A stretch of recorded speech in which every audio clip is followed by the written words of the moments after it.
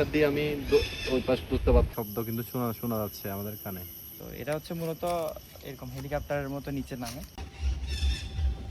কক্সবাজারের এই জায়গাটা হচ্ছে যে শ্যামলাপুর, একটা হিডেন প্লেস, যেটাতে হয়তো বা অনেকে এটা সম্পর্কে জানে না। আর এই স্পেসিফিক এই জায়গাটার নাম হচ্ছে যে জাহাজপুরা।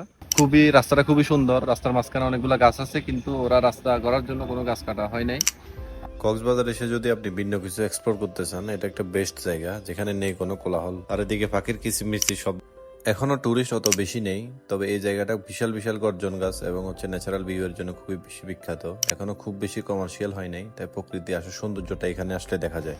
তো এখানে হচ্ছে যে শতবর্ষী পুরাতন গর্জন গাছ আছে। আর আমি এক হাত দিয়ে দুই হাত দিয়ে আমি ওই পাশ বুঝতে পারতেছি না। আর এগুলার অনেক অনেক বেশি পুরাতন, অনেক অনেক অনেক গাছ আছে, প্রায় 200 বছর আগের পুরাতন গাছ। এক একটা গাছ প্রায় 70 থেকে 80 ফুট লম্বা। এখানে এই যে গর্জনের সিট, এগুলা তো এগুলা থেকে মূলত হচ্ছে গর্জনের গাছ হয়। তো এটা হচ্ছে মূলত এরকম হেলিকপ্টারের মতো নিচে নামে। মেন রোডের তুলনায় ভিতরের গাছগুলা এত পরিমাণ মোটা, এটা ওইটা থেকে আর একটু বেশি মোটা। আমরা এক হাত দিয়ে মানে আমাদের একটা গাছ দুইজনে। গর্জন বাগানের যত ভিতরে ঢুকবেন তত আপনার এরকম একটা ভয়ঙ্কর সৌন্দর্য আপনি দেখতে পাবেন।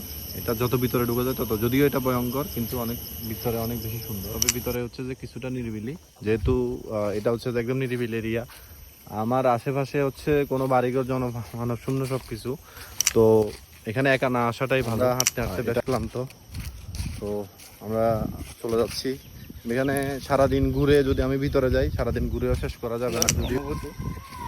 যে গাছপালার সাথে আসলে কাছে আসলে বোঝা যায় যে আমরা প্রকৃতির থেকে কতটা দূরে থাকি। টায়ার্ড, খুবই টায়ার্ড।